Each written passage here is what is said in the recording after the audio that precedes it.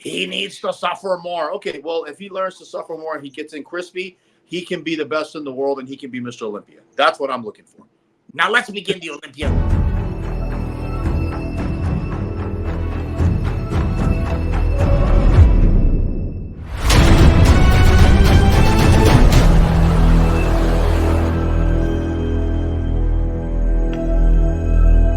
I created Species Nutrition with one mission in mind: to provide bodybuilders and serious athletes with no-nonsense supplements that work. I put my name and reputation on every bottle of Species Nutrition products.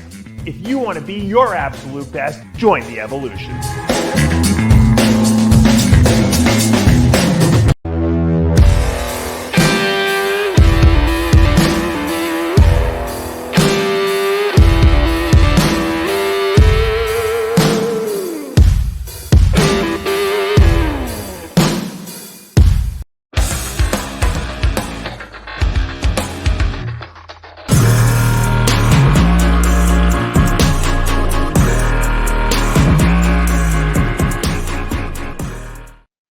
RX Television, RXMuscle.com. It is that wonderful time of year again. We are sitting 2.5 weeks out of the 2024 Olympia. This is Iron Debate, the 2024 first Olympia preview show. I'm your host, Sadiq Faruqi. So glad to be joined by our esteemed panel here today. You first heard from the ghost or the spirit of George Farah. That is, of course, King Kamali, who began as George Farah, but then morphed into the great Cornholio. Well done. Excellent job, sir. And then, of course, you can't have a preview show of this magnitude without the real deal himself, Chris Cormier. Chris, thank you for joining us. Thanks for having me on.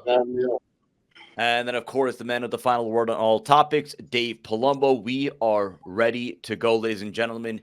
It is 2.5 weeks till the Olympia. This sets out to be one of the most competitive Olympia lineups that we've had in years. I know we've said that like 2-3 years in a row, but I think when you look at the top end of this Olympia lineup, you could visually make an argument for at least 4, if not 5, to have a claim at hoisting the Sandow in 2.5 weeks. So the first topic that we're going to go to is, because this kind of took a turn over the last 48 hours, one of those elite members of that top end of the open class deciding to compete at a competition 2 weeks prior to the Olympia. And then, of course, is Samson Dauda, who's going to be competing at the Tsunami Pro in France this weekend. Kind of a shock turn of events. Not sure how many people saw that coming, but that sets up the question. And King Kamali, will go to you first on this one, because, again, last year you sat here talking about Samson Dauda and that you needed to see razor sharp conditioning. You said that to Milos. You've been texting that to Milos. Obviously, Samson and Milos not working together, but again, that's a different story. What do you think of Samson's decision to compete at a pro show 2 weeks prior to the biggest show on the calendar? Well, there's only two things I can think of. Number one, what Dave brought up before when we were talking before was money. You know, this is an easy paycheck for him. He could pick up that check. But when you look at the long run, it doesn't make sense to me. It just doesn't make sense unless he's trying some new carb up method, something new that he wants to test out first before he gets to the Olympia. That's the only thing I can think of. But in general, when you look at it for the big scope of things, I don't think it's correct. I don't think it's a good move. Chris Cormier, what do you think? Samson Dauda competing 2 weeks before the Olympia. I feel that if he goes to this show, I mean, it's been done before, and you can look good. It can backfire and make you not look so good. But, you know, the Ironman was always before the Arnold Classic. And, you know, you just stayed status quo, made adjustments or whatever. Maybe he's just looking to make an adjustment and don't really fear anyone in the show. But I just think, I don't know, it could work either way, and it could make you not look so good, and it could also make you even look a little better, a little drier. I've done shows, multiple back-to-back shows like that throughout my career, and I feel like it's just something like that. But It can be risky because it can backfire. You look at the competition, his primary competition profiles to be Andrea Presti, who gave Hunter Labrada a run for his money, Bruno Santos a run for his money. But Dave Palumbo, will go to you because you and I are talking earlier in the week. As soon as this news dropped, you said it immediately. This is a smart move on Samson's part. It's easy pickings. It's a paycheck, and you still will have a decent amount of time before traveling to Vegas. Yeah, I think it's a no-brainer for him. I mean, he can walk in there and win that show. It's not a big trip for him. He's in the UK already. Might as well pick up that prize money. He can test some things out on stage, get the nerves out. And for that show, if he makes a few blunders at that show and doesn't quite dry out the way he needs to, that's okay because no one's beating him at that show. Those guys are in, like, if he loses there, then he shouldn't even do the Olympia. So because those guys he's third in the world right now, and arguably could be Mr. Olympia if he brings the level of condition we know he's capable of. So I think this is a good move. It's a warm up. Like I said, gets rid of those jitters. A lot of times people do silly things when they're only focused on one show. It's not like it's 6 weeks before. I actually found that in my physique, and I know Chris kind of said it the same way, you kind of get better when you do shows like a week or two apart. If you have to go long periods of time between, sometimes you can burn out a little bit, but I don't think for 2 weeks he's going to burn out. I think it's a good move on his part. And remember, he's not being coached by Milos now. I guess his wife is helping him, or who's ever helping him. He's doing it himself. I don't know.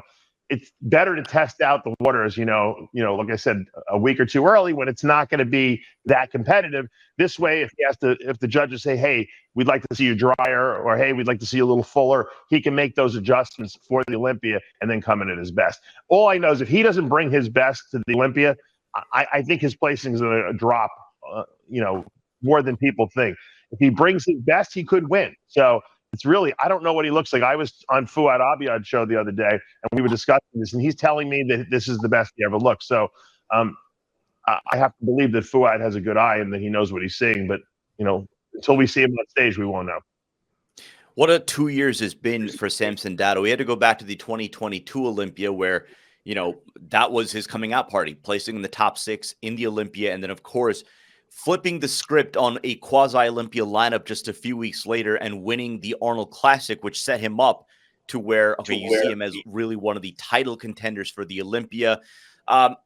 King Kamali, what do you need to see, given that what we've seen out of Samson between that Olympia in 2022, winning the Arnold Classic, and then, of course, this past year, placing second to Hadi back-to-back at the Arnold circuit? You've seen what you've seen. What do you need to see in 2.5 weeks? Or rather, what do you need to see this weekend out of Samson to give you confidence that he could hoist the Sandow? Well, first of all, doesn't he work for Fouad? Yes. Okay, so of course Fouad is going to say. I called Fouad out on that. I called him out. Come on, let's put that one aside. He works. Of course, he's going to say. I called him out. And he said that had nothing to do with it. Yeah. Number two, I was listening to you talk, Dave. You said the word "if" about 15 times. Okay, yeah. So did Chris. If, yeah, there's a 15 ifs. What if he comes a little bit off and one of those guys beats him? Bruno beats him, or the Italian guy. He's fucked. He's taking a huge risk. Okay, I see the plus, but I see a lot more down. Now, to answer Sid's question, Crispy. We've all been wanting to. We've been saying it over and over again, 100 times. I used to torture Milos with it, and Milos would yell and scream back at me. I'm like, well, just get him crispy. He needs to suffer more. Okay, well, if he learns to suffer more and he gets in crispy, he can be the best in the world and he can be Mr. Olympia. That's what I'm looking for. Nice, dry, crispy look. I have a question for Cormier. Why do you think it is what's going on, do you think? Because sometimes you, Chris, you have better insights. Why do you think it is? I know Samson is completely committed to being the best bodybuilder he can be. Why do you think it is that he's not coming in with that dry, grainy look that we know everyone's capable of getting, I've been scratching my head about this also for a long time. I mean, the thing is, if you got to have that muscularity, that the fibers got to show. I've seen different times where fibers are showing in his legs on Instagram. Right. Then we get to the show, then they're not there. And, for a person that, is the second coming of Lee Haney out of anyone else in the sport. I mean, that's the different things you got to have, and the lines throughout the back, lower back, midsection look improved. So that's the last thing you need. That's the last thing I want to see, and that's what he's going to need to get over the hump and be like, okay, I'm going for the title. Dave, Right, let me but ask you something, because we've talked about in previous Olympias, right? Like when we would make the case for Ramy, right? In the sense that we need to see the biggest, freakiest guy on stage, and that should be Mr. Olympia. And I'll go back to the Arnold Classic that Cedric McMillan won. And the reason I do that is because I remember Chris Aceto, when breaking down that show, said Round is going to win this show. Why is it, in your opinion, Samson has to bring conditioning and not be the biggest, freakiest guy on stage, considering, again, the God-given tools that he has, the height that he has, and that aura, whatever, halo, the width that he takes up on stage? Well, I don't think he's ever not round, and I don't think he's, and he's always the tallest and biggest guy. So he doesn't have to try to be that. He has to try to get the conditioning that we're looking for. Now, there is something called muscle maturity. He put a lot of muscle on in a very short period of time, and it's possible that the muscle just hasn't convoluted on itself yet and really matured to a point where it can show the gifts that he's got. Now, that still doesn't excuse why he's got some body fat on him in certain areas, his lower back and his glutes. I think if he takes that off, and as his body does continue to mature over the next year or two, I think he's going to even get better than he is. But he still has to find a way to get all that fat off the lower back and the glutes, so that when he turns around and hits that back double bicep shot, it's game over. He doesn't have that game over shot. Derek turns around, he's game over. Hottie turns around, it's game over. And, you can't beat those guys when you do that. Even Andrew Jack, has that, glutes, hamstrings, great back. So you got to have that knockout back shot. Otherwise, you just can't win the Olympia. There's never been a Mr. Olympia that didn't have a great back double bicep pose. Chris Cormier, is it just a matter of time? Is it a matter of, again, the length of time that it takes to establish that sort of muscle maturity? Do you see this for Samson Dauda as just a matter of time before he nails that conditioning and not a matter of what he's doing at the current moment? Sid, you just got to hurt. It got to hurt. I don't care who's doing your diet, there's no way around the pain and suffering it takes to get in top condition. And that's what needs to be done on the cardio, in the gym. You don't have to hustle from one exercise to the next.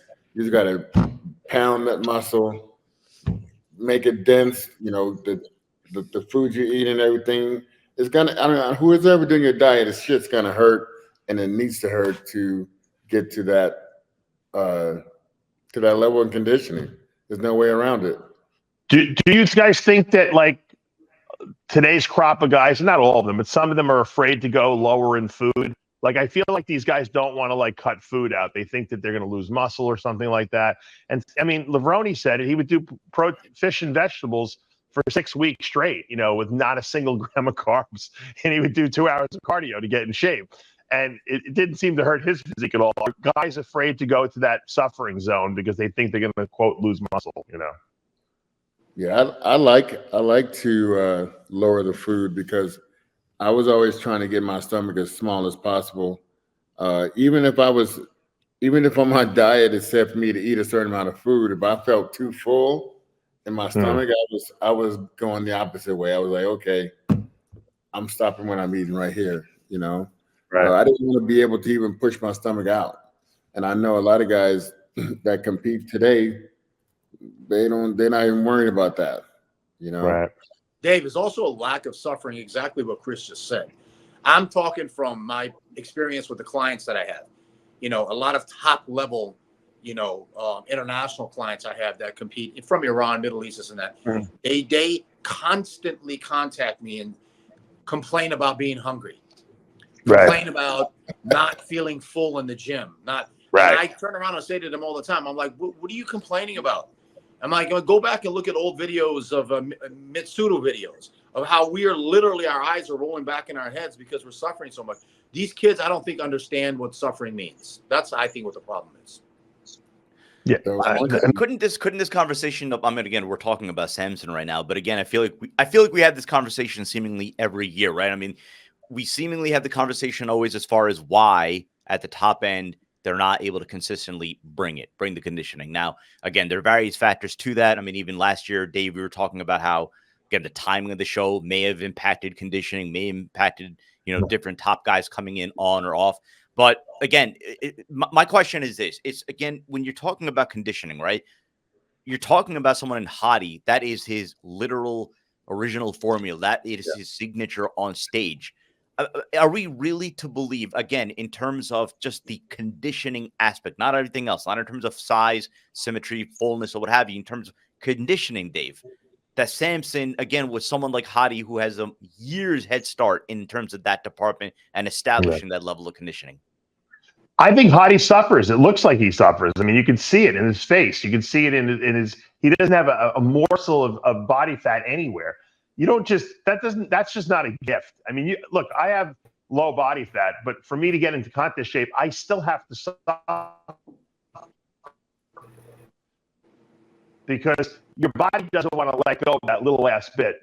And for you to get rid of it, I don't care. It might take Samson 12 weeks to get rid of it. It might take Hadi 4 weeks, but those last 4 weeks are still just as brutal for Hadi as it is for Samson. So you got to suffer. And I think a lot of guys are afraid to suffer, not because they don't like because they don't like the pain, but they think if they're suffering that much, they must be losing muscle and it's going to ruin their physique. And it's just not the case with all the supplements we're on, with all the protein you're eating. Because even when you're going really low, you're still eating, a couple 100 grams of protein a day. You're not losing any muscle when you're on anabolics and eating a lot of protein. You might feel like crap. You might have very low glycogen in the muscle, and you might feel weak in the gym, but you're not losing muscle.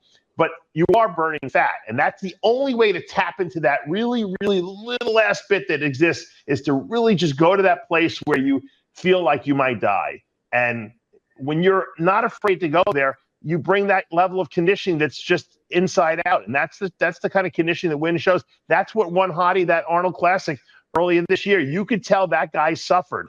I don't care how genetically gifted he is. He suffered. That was the leanest I had ever seen, a bodybuilder in recent memory on stage. And it looked great. And that's what won him the show.